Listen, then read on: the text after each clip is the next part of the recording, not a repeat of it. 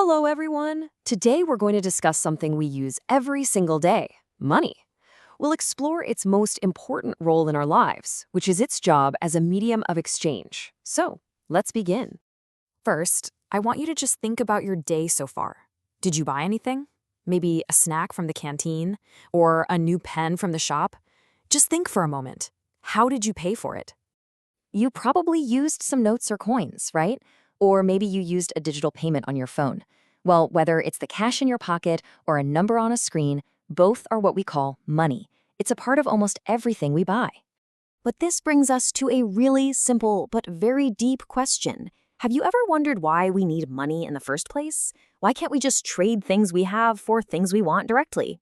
Well, to answer that, we have to travel back in time. Let's go to a time long, long ago, before there was any money. This was the time of the barter system. So, what exactly is this barter system? It's really simple.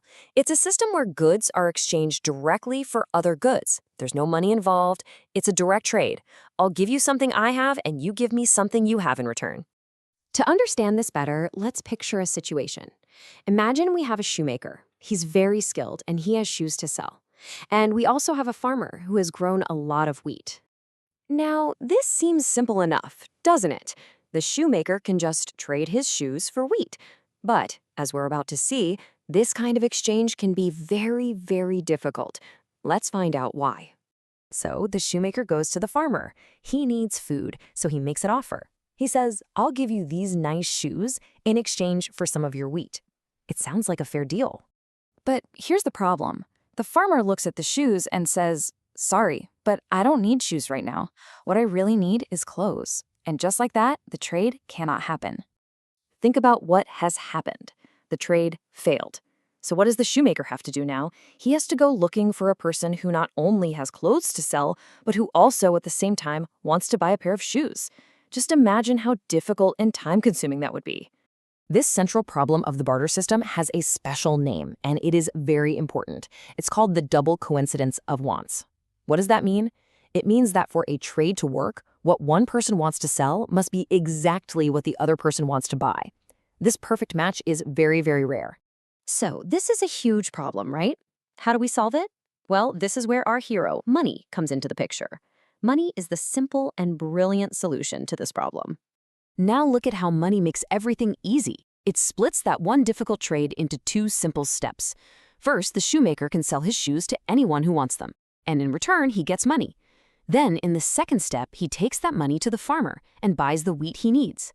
The farmer will happily take the money because he can use it to buy clothes from someone else. See how simple it becomes? So, money acts as an intermediary, a middleman in the transaction.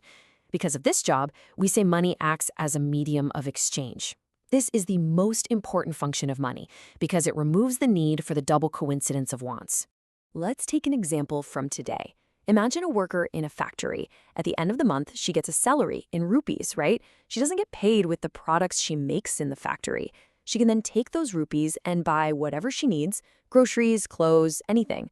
Money separates the act of selling her work from the act of buying goods. Of course, the things we have used as money have changed a lot over history. In very early times, people used things like grains and cattle as money.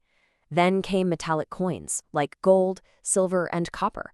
And today, we use modern money, which is paper notes and coins. But wait a minute. Think about this. Grains and cattle could be used for food. Gold and silver were valuable metals. But the money we use today, it's just paper, isn't it?